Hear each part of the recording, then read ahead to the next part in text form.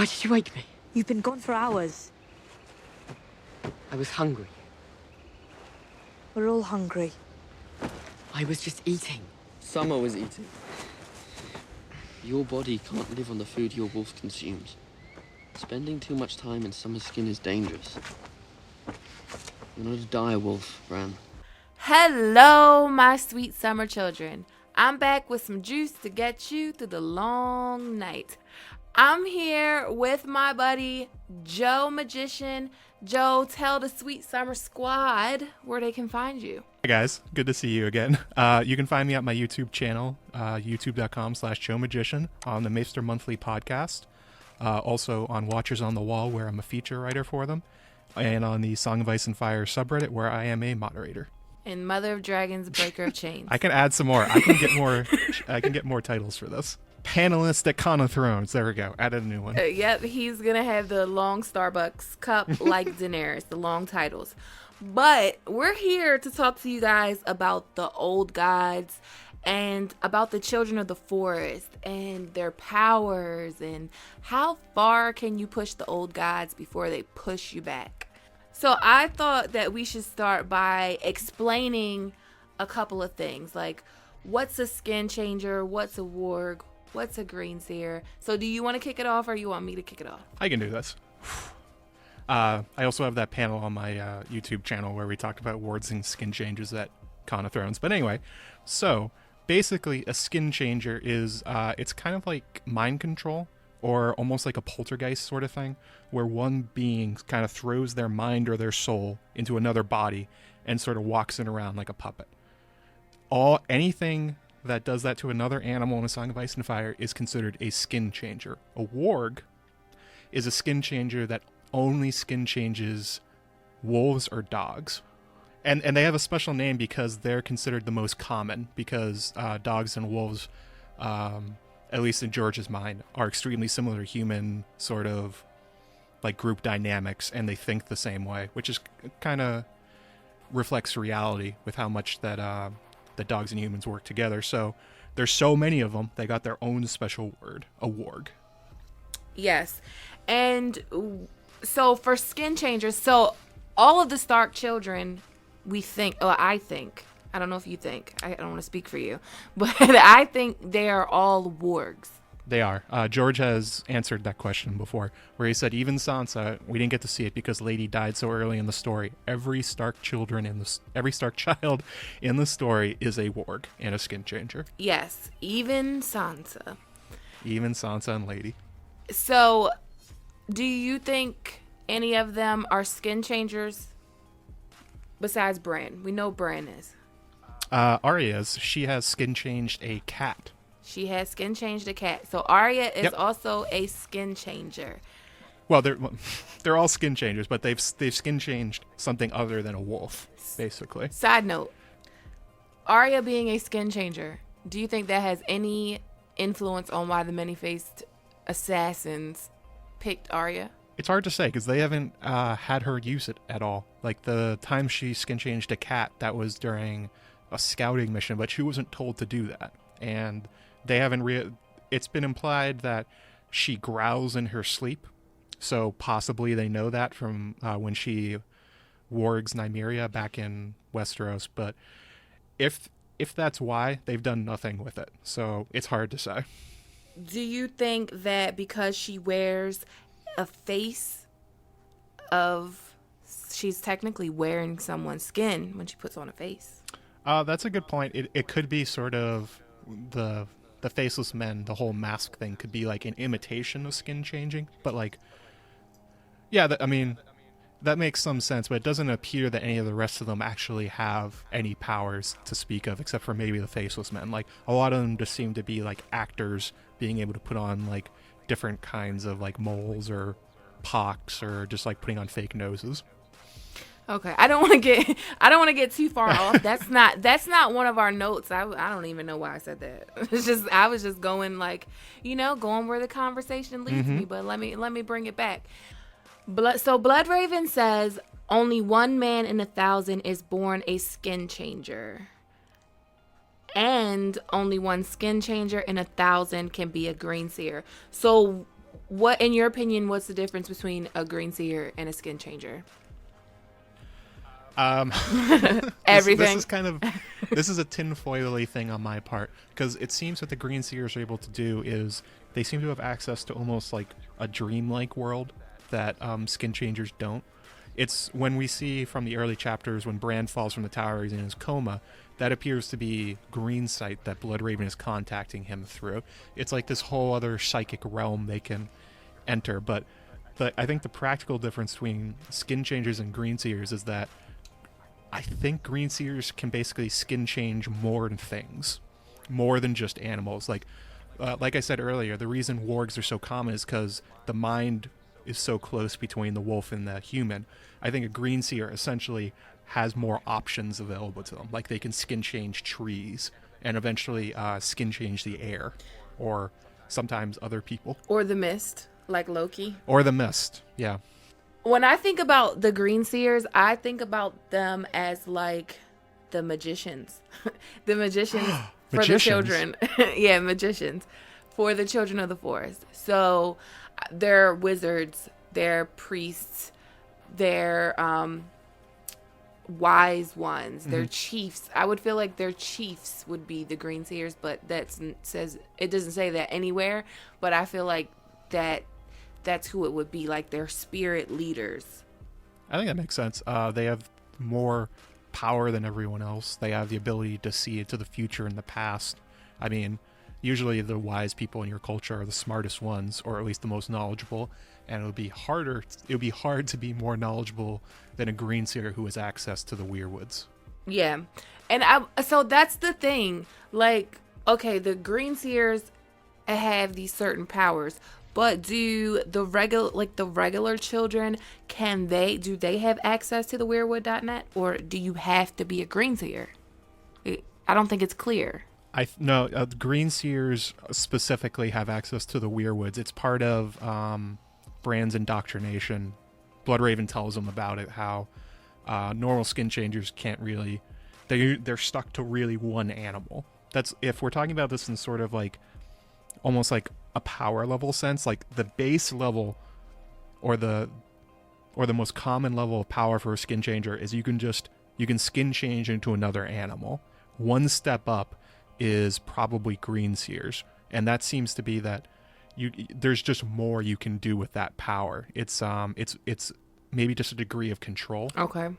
So then what was Varamir? Varamir is a piece of shit, and he's one of the worst characters morally in A Song of Ice and Fire. I hate reading his chapter, but you kind of have to, because it's sort of like an info dump for all of this. Yes.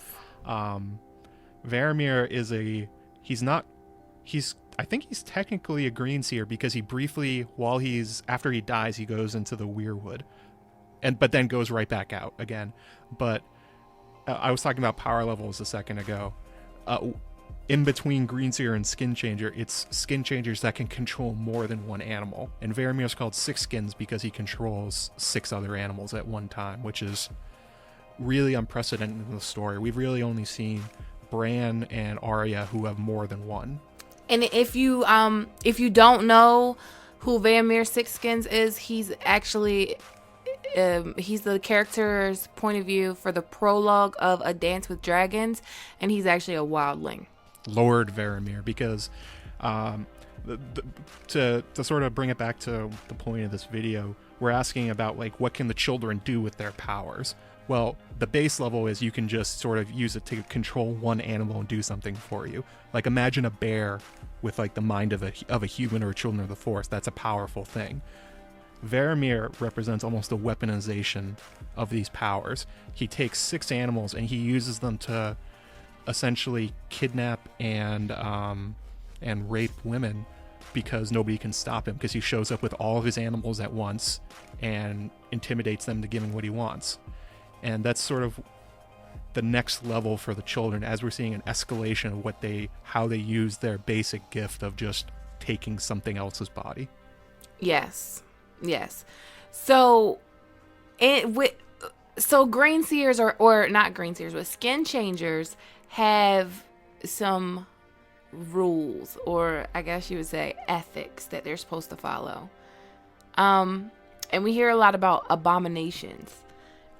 And also wargs or skin changers, they're shunned usually.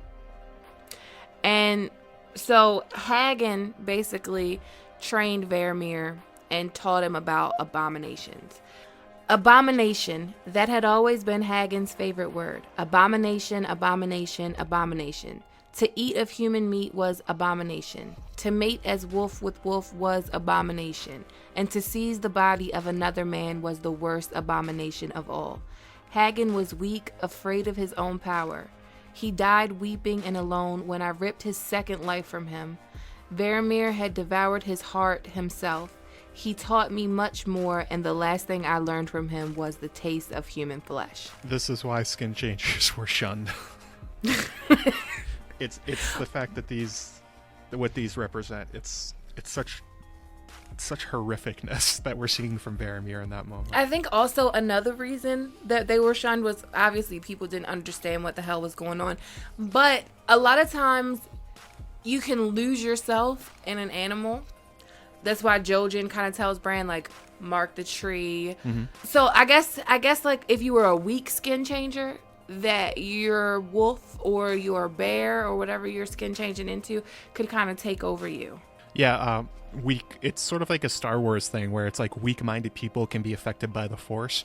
If you stay as an animal way too much, you kind of stay as them, and that's what is part of the abomination talk. Like he says, don't eat human meat. Why? Because then you might end up like eating your village and like killing them all to mate with a wolf and a wolf. That I'm still not sure on why that one's there. But then the seizing the body of another man.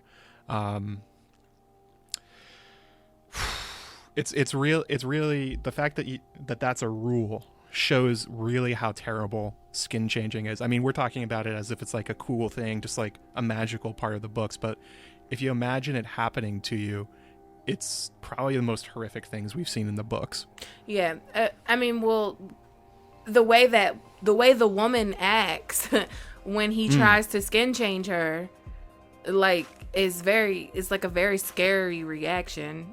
Oh yeah, Thistle. She like claws her own eyes out and I think bites her own tongue off. Yeah. Ugh. It's an abomination. But who made these rules up, do you think? Do you think these are the old gods' rules or these human rules? I think these have to have come from the children. Because that's where it's implied skin changing in humans came from. That somehow it was like a fire of the gods style gift from the children and the weirwoods to humans. And I think as a part of that, they also said, like, also avoid these things because we've been doing this really long. If you do these things go badly for you. Right.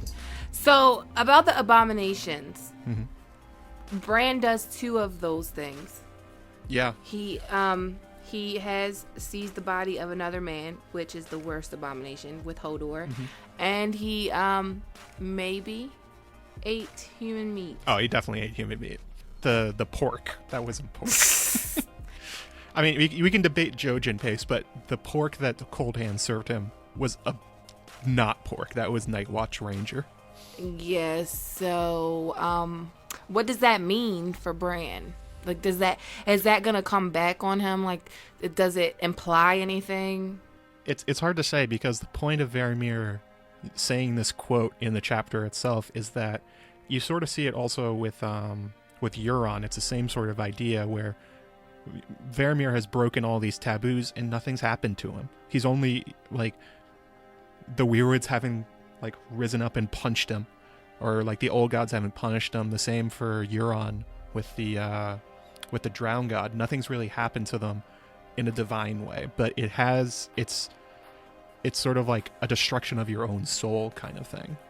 It's like if you do these things, you're really going down a dark path of losing all morality and humanity. And it's I think it's more of a personal warning than like a sin sort of thing, like a religious sin. So what I was thinking the Varamir Six Skins chapter was actually about, I thought it was a foreshadowing for Jon. Oh, definitely. For Jon Snow. The second life part. Yeah, the second life part. Like, that's what I took from it. So basically, a skin changer can have what's called a second life. Mm-hmm. A second life is you live again in your animal. So if Jon Snow got killed, he could skin change into ghost or warg into ghost, and he could live his second life in ghost. Right. He would live out Ghost's natural life sharing his body. But because of the way the mechanics of how skin changing work, we've never seen a third life or a fourth life. It appears to be sort of linked to the body that's doing it, because you have to be born a skin changer. So you skin change into an animal on your death, and then you're stuck there because the animal's not a skin changer too. Yeah, and I would also think that like once you skin change, like you for good leave your old body and you skin change into the wolf or into whatever animal you choose, then you become one with that animal. Like you don't even know how to skin change anymore because you've become that animal. That sounds right. Although they do remember, like the Orell's eagle, after Jon kills Orell, like continues attacking Jon like he remembers him. So there's at least sort of a half-life for how long you remember being your old self. But I'm wondering like what Bloodraven says, or in the show he says, if you stay beneath the sea too long, you'll drown. Like you'll forget who you are. Like he would forget who he is. Yeah, that seems to be a thing that happens. That's why some people think that in the books Jon will come back much more feral and wolf-like, because it's implied he's going to be in Ghost quite some time before he comes back. Well, when George tells you out of his own mouth that Catelyn Stark and Beric were the foreshadowing For him coming back, yeah. This is really one of the key powers of the children. It's even if you kill one of their skin changers, they're not dead. They come back again. They'll come back as a wolf. They'll come back as a bear. So even killing one Children of the Forest warrior takes probably 2 tries. So when the Andals came to Westeros, there was this big, huge battle at High Heart. And the first men fought alongside with the Children of the Forest. And the children called down birds and snakes and wolves, and nothing stopped them. Nothing stopped the Andals. But they did skin change a lot of animals. It's what I was talking about earlier with an escalation. This appears to be like the next level up. Like they just sort of fought on like a tribal level, but this was like a full pitched battle where they sent all the animals they controlled, all their skin changers and greenseers and second lives, and they sent them all at the Andals. Just imagine how terrifying that would be. It's scary enough if like one wolf shows up through the woods. Imagine hundreds or thousands of them all at once. Yeah. But still, the Andals won because swords are pretty good. Yeah. And we don't really know if the Andals won. So I questioned the entire timeline, but I won't go down that rabbit hole. I don't think it was the Andals at all. I think it was the First Men battle, because by the time the Andals have shown up, the supposedly the children fled north.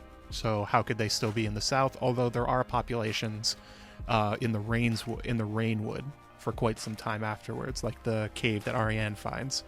So it's possible there still were children there, but it appears most of their civilization went north long before the Andals showed up. So they sent all these birds and snakes and wolves. They had like a whole army of animals fighting for them at High Heart. The ghost of High Heart still lingers there. Why do you think she lingers there? Well, that appears to be, at least in my mind, that was their capital.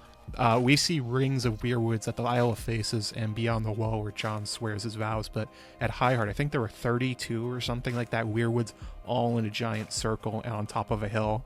Yeah, and they were like the biggest weirwoods in Westeros. Yeah, they were enormous. And even the name High Heart, I mean the heart of the Children of the Forest Empire, probably. Or not empire, but you know what I mean. Right. So the Greenseers, the Greenseers can warg, they can skin change.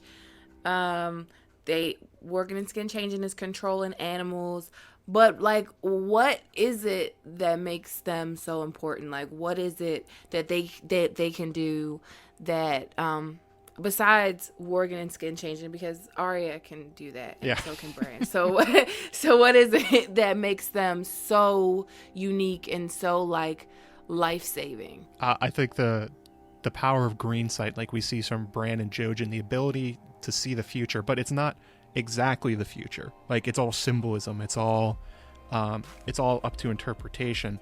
But the ability to see even a little bit into the future is such a huge advantage that it shows why the children of the forest, who are ostensibly like the size of children, like actual like human children, and they don't have swords, they don't have armor, they don't have walls, but they fought back against humans for thousands and thousands of years because sometimes they could know what was coming next. And also, Greenseers can invade dreams, which is really scary stuff. Which makes you think, when Melisandre talked about the Great Other and all of that she's actually talking about Greenseers, or the last Greenseer, or the old gods. Because she says that they communicate in dreams. They're whispers from the others. Dreams are, sleep is a little death. Dreams, the whispers from the Great Other. That's right. It's like, that's the thing from I don't think the show translates, that she just doesn't sleep anymore. She's always awake because she fears it so much. And it's not just that they can talk to you like we see with Bran and Bloodraven in his coma. They apparently can pick your brain. So maybe they sneak in there and grab your battle plan. Maybe they find some secret weapon you were hiding from them, and they pluck it out, and suddenly they have that. And that also works with the weirwoods. Yeah. And I think to be able to penetrate someone's dreams is so scary, because you can influence them to do things. Like, I feel like the whole thing at Summerhall was influenced by dreams. I also feel like Rhaegar was influenced by dreams. I feel like the Ghost of Highheart, she gets dreams, and that's how she gets her visions.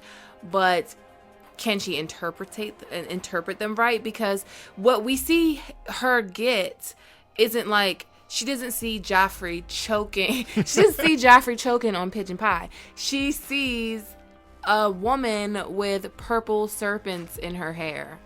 Right, the strangler, that the poison that from Sansa's hairnet that gets dropped into Joffrey's wine and then kills him. Right, it's not like an exact.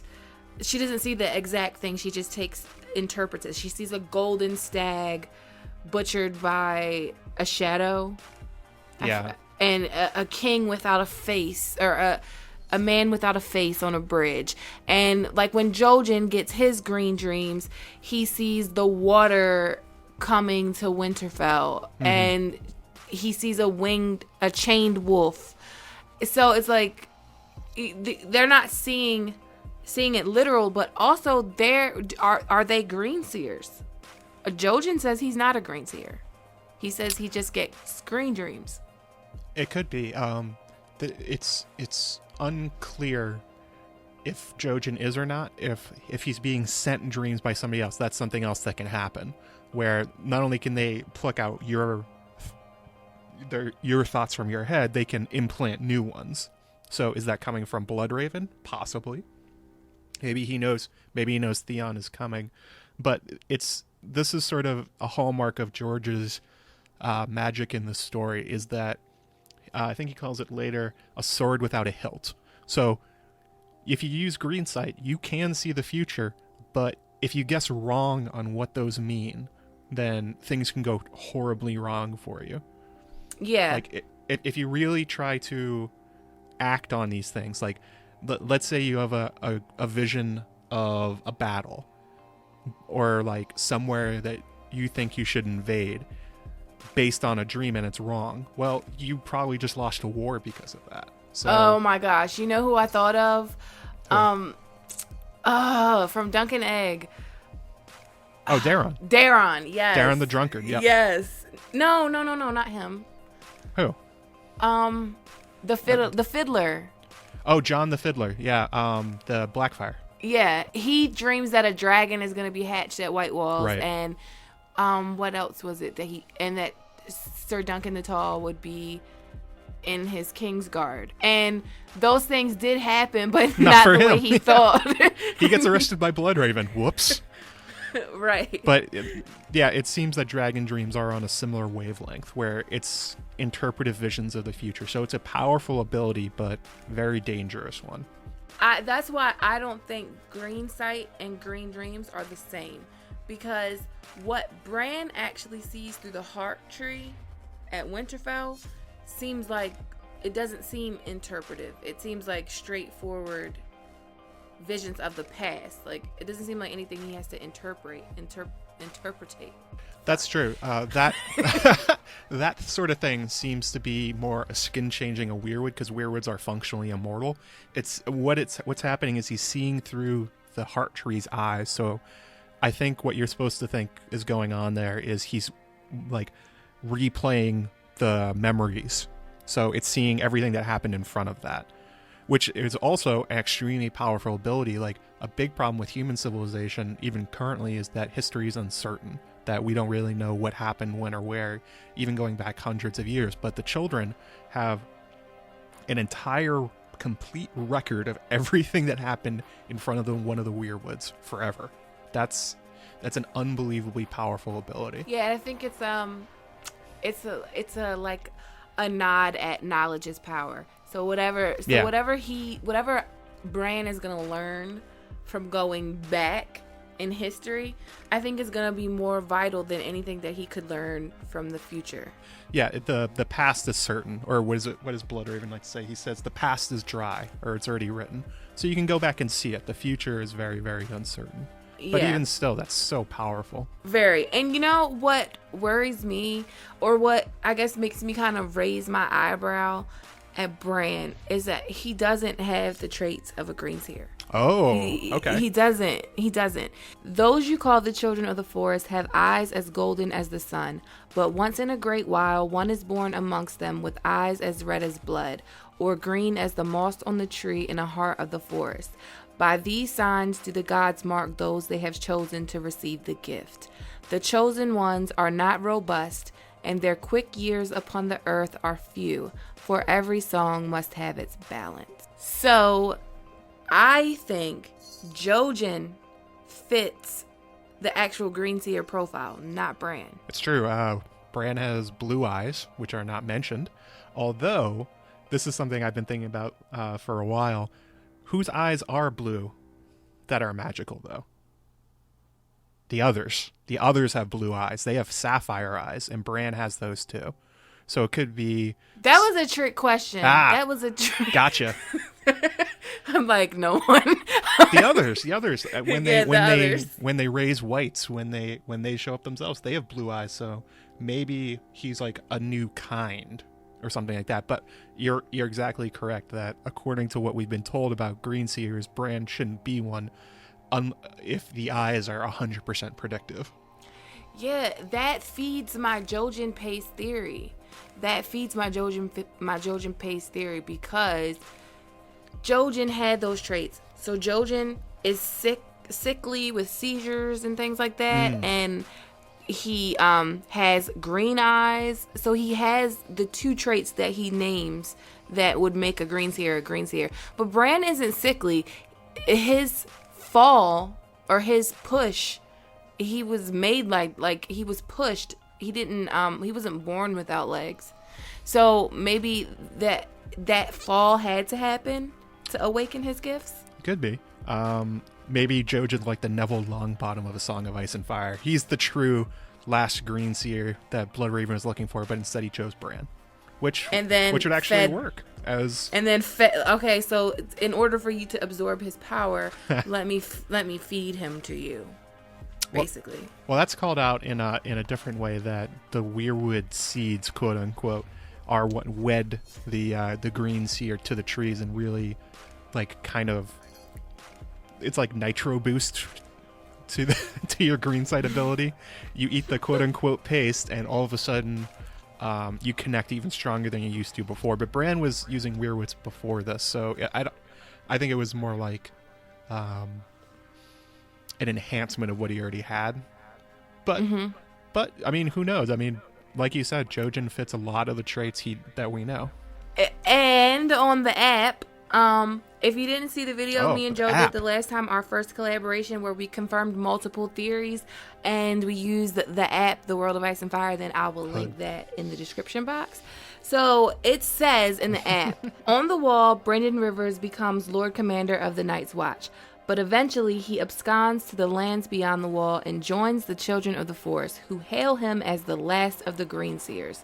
There, merging with a great weirwood, his body slowly withers as his lifespan draws out, and he watches the world around him with 1,000 eyes in one, through the eyes of ravens and weirwoods throughout the realm, and awaits the birth of Bran Stark, another Greenseer who will be needed in a time when the fate of the world and all who live in it are in danger. There's a lot going on there. That Bran, I take that as like Bran is this prince who was promised character for Bloodraven and for the Children of the Forest and for the Greenseers. So Bloodraven goes into the future and finds out that Bran's coming, and then he waits for him to come. He waits for him to be born. He's not even born yet. So it makes you kind of wonder, did he know what needed to happen for Bran to be born? Did he know that Catelyn needed to marry Ned and they needed to have these kids? Did he know that? I call this the Bloodraven problem, which is how powerful is the ability to go back in time and change things, like really? Is this whole story a farce that's operated by a puppet master like Bloodraven or Bran in the future, or is there actual choice? It seems to be that Green Sight and Green Dreams are so uncertain that I don't think it's possible Bloodraven controlled everything to guide it this way, but maybe he tried to. Like, he may not have been successful, but this may have been his intention all along. Maybe he just, like, pokes small things. Yeah. Well, I mean, hey, Dunk was scared of Bloodraven. I mean, who wouldn't be scared of him? He's a weird guy. Actually, the part about the last Greenseer, the children called him the last Greenseer, it says that Bloodraven wasn't convinced. He was waiting for Bran. This is one of my favorite parts of his character. Did you know that Bloodraven is one of the very few characters that fits a Song of Ice and Fire? Because he is a dragon, a Targaryen, but he's also a Blackwood who came from the Wolfswood and therefore is most likely part Stark. He's one of very, very few characters in the canon that we know of that is a mixing of Stark and Targaryen blood. I mean, and he shows up a fully formed Skinchanger and Greenseer. I could see why the children thought maybe he was the prophesized hero. So is Bran the prophesized hero then? But he's not. Well, he's the Prince of Winterfell. He's the prince that was promised. He's the only person that's ever referred to as Prince. I'm just saying. How many times is he called Prince Bran by Mira and Jojen? Quite a lot. Like Sam the Slayer seems to be an ironic nickname. So Bran is a Greenseer, and he's the last Greenseer. So the first thing that Greenseers use to learn how to Greensee is the trees, the weirwood trees. They see through the eyes of the weirwood. Every weirwood tree, because they appear to all be linked, not just the one that he's underneath. I mean, Bran is far north of the wall, and he's seeing through not only the Heart Tree at Winterfell, he's seeing the one at the Crofters village, where he's watching the battle about to come between Stannis and the Freys and the Manderleys. So all of them are for grabs. Yeah, all of them.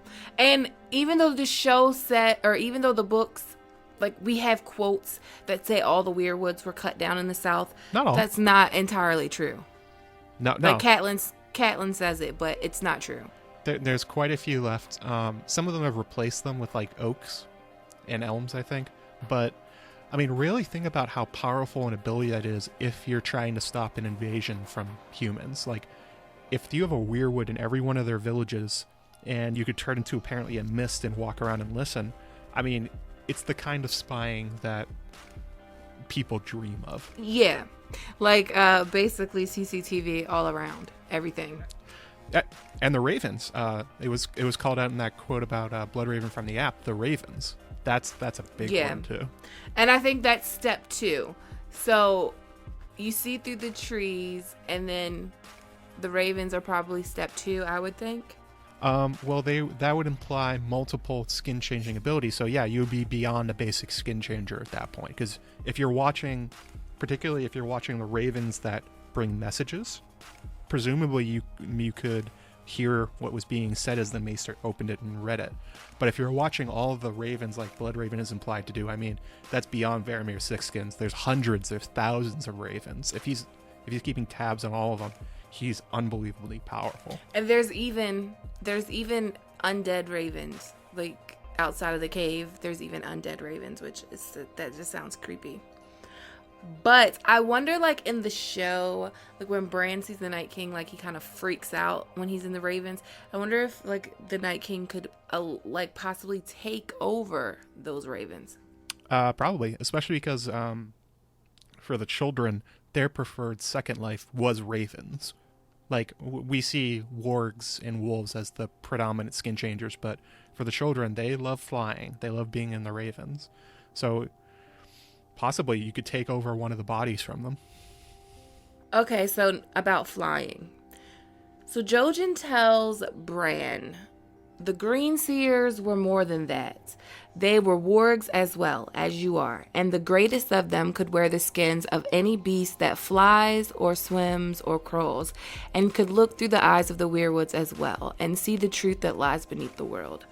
So, Jojen said that Greenseers could wear the skins of any beast that flies or swims or crawls.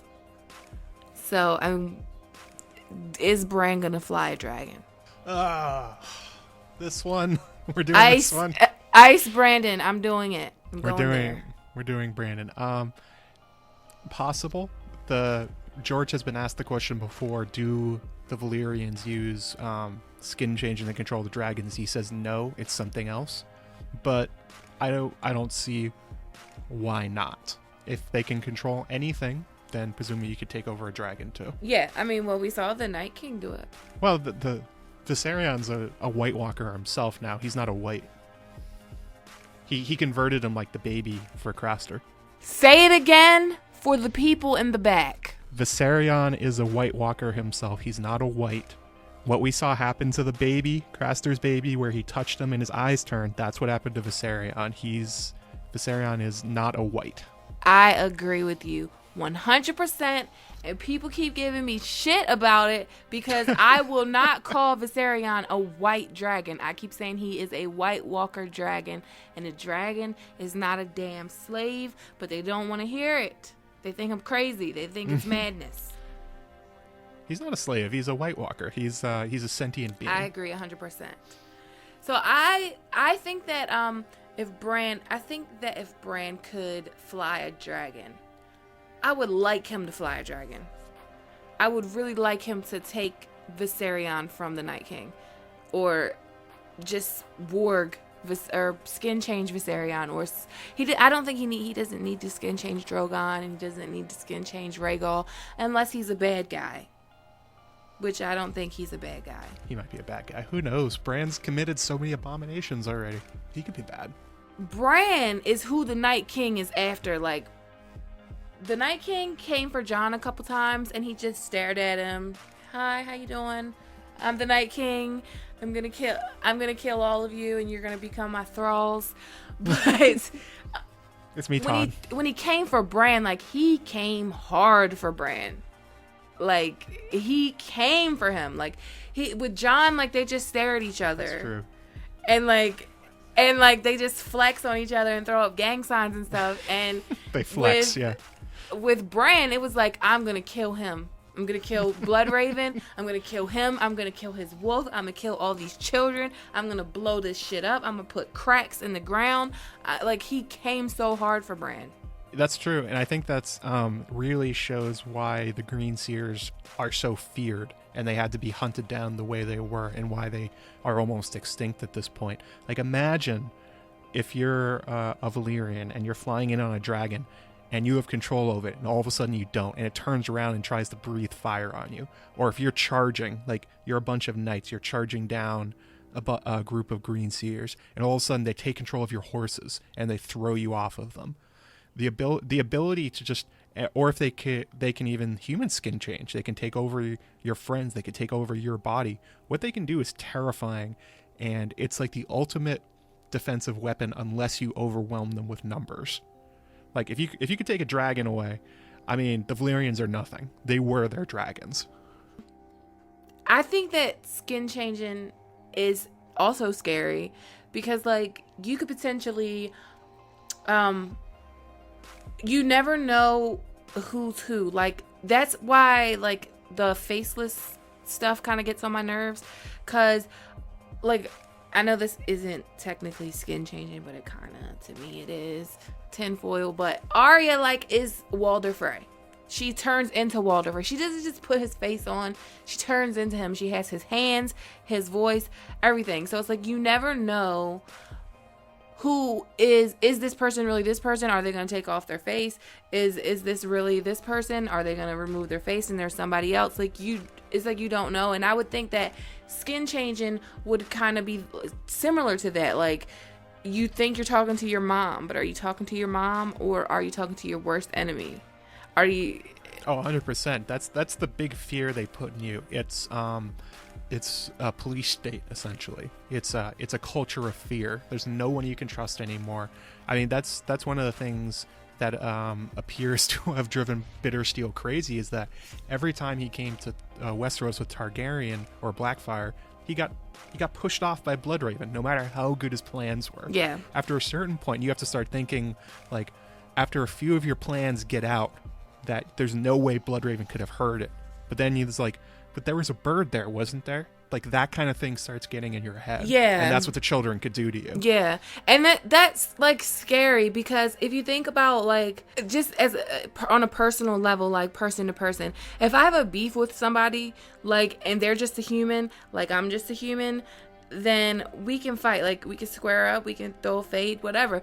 But if you can change your skin, I won't know it's you and it's you. Like you can sneak up on me like that, and that's scary, and it's like not balanced. It's not fair. No, it's not fair. What they do is outrageous. And actually, I think that's where it comes from. George R. R. Martin is a massive comic book fan, and essentially what he did was he made an entire race of Professor X's, just Professor Xavier's, just like reading minds, controlling people's thoughts, making them do whatever he wants, and that's sort of what he did, and it's terrifying. Yeah. One Professor X is scary enough, but he's not even really that scary because he's benevolent. What if he's not benevolent? Right. And what this is what I'm saying. Okay. So this is the issue that I had. Why would the children of the forest, why would they share this with the First Men? Ooh, I got a good one for this. I think they did it because they were losing. They were losing quite a lot. It appears from what we learned from the histories that they started off, like I said, with like tribal battles, and then they went into pitched battles, but they were still losing because humans are bigger, stronger. They have armor and steel, and the children can't make that. But what if you empower some of them? What if you take some of them, make them your allies, make them fight for you? Well, that's like the Ward King or Gavin Greywolf. These sort of figures who use their skin-changing ability to fight other humans, almost, it appears, on the children's behalf. I mean, at that point, you don't even have to risk your own your own Greenseers. You let the humans fight it out. I like that. Because I don't understand. The only thing I can think of why they would share this with them was that a part of the pact? It was a part of the pact. I'm going to share this technology with you. I'm going to share this information with you. I'm going to teach you how to do this. I agree. It appears that when we're talking about with the War King and Gavin Greywolf and figures like that, they're getting more desperate.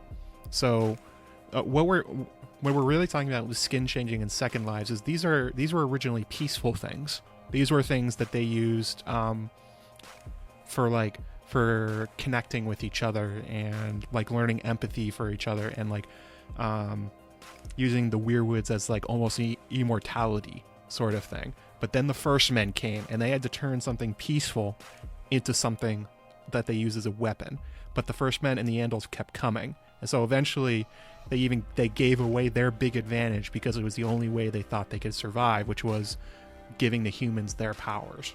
Yeah, and I also kind of think that there's like an element to it where there are some radicals, there are some specific radical children of the forest. Like when we talk about the children of the forest, we just say the children of the forest. But there had to be like different tribes because in the quote, when they talk about like the pack, they talk about the wisest of the children prevailed and the different chieftains met with the different people of the first men on the Isle of Faces and they made the pact. But there were probably some people of the children of the forest, like within in any war that you're in, when you go to war, you might defeat your enemy or you might make an ally, but you always, like, even if you win, you made more enemies. So think of like if I'm a child of the forest and I've been waging war on the first men for 2,000 years. All of my family is gone. All of my ancestors that were spirits were in the weirwood. It was cut down. And I've lost all my ancestors, all my family. And I'm just here. And then my allies, my other tribes are like, let's make amends with these people. Everyone, there's no way that all of the children collectively said, okay, let's make peace with them. And I'm sure the same could be said for the first men. All of the first men probably were like, no, like it's like a Rickard Karstark. I've lost both my sons. I'll never ever like a Lannister. So I don't know. I think that's a great point, that there's no way all of these factions acted as one, even though that's what the myths tell us, because they're myths. They're not like real history. We don't have the dialogue that led to the pact or anything like that. But but like as you're saying, some children would have lost more than others. Some would have been angrier. Some would have. That's what I think. Like with the empowering of humans things in particular, I think that's such a desperate act that I can't imagine that they were all on board with it. That seems like almost like a lab experiment. They're like, what if we just try? What if we try this? Yeah, or it could have been like the radical ones, like, you want to make peace with them? All right, I'm gonna share our secrets with them now. Then, since you want to make peace with them, I'm gonna show them how to do this, and I hope they kill you all. like very vengeful. It could have been like that, or it could have been just like, I owe you, like I'm messed up, or they're gonna come back one day because we can see the future and we know that they're gonna come back, and we need you. Our numbers are gonna be so small by then. We're gonna be a shadow of what we were, and we need you to be able to do this when they come. It could be like that. It's like so murky when it comes to them, like why they do things and why they tick. So if you could, because we're way over 45 minutes. So if you could sum the powers of the old gods up, with the children of the forest, the green sight, skin changing, everything, do you think that they are the most important factor in the story right now? The others are the most important thing in the story. I think what they can do to the world is just so out of control that it, even like the Hammer of Waters, I think if it was a separate event, even that pales in comparison to turning the entire planet into endless winter. That's beyond. The children at this point have really faded into history. Okay, so let me just give you 3 heroes to choose from. This is who's gonna save the world. I'm gonna name 3, and you give me your pick out of them. Jon, Daenerys, or Bran. Who's gonna save the world? Who's gonna continue the human race of Westeros and defeat the Night King? I think that it will probably be Bran, who's still standing at the end, because Okay, because George is so influenced by Lord of the Rings, what we see at the end of those stories is the end of the Age of Magic. Like, the elves are leaving, the dwarves are basically running out, men are taking over, and we're moving towards a different part of history.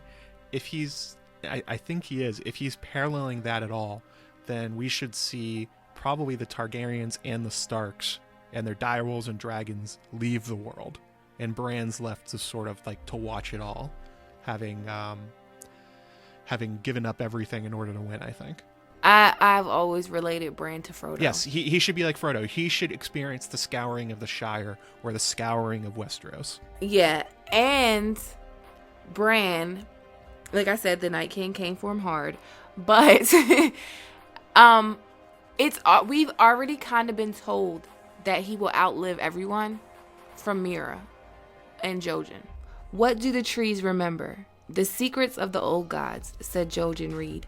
Food and fire and rest had helped restore him after the ordeals of their journey, but he seemed sadder now, sullen, with a weary, haunted look about the eyes. Truths the first men knew, forgotten now in Winterfell, but not in the wet wild. We live closer to the green in our bogs and crannogs, and we remember. Earth and water, soil and stone, oaks and elms and willows. They were here before us all and will still remain when we are gone. So will you, said Mira. That made Bran sad. What if I don't want to remain when you are gone? Yeah. That's the fate of the ring bearer.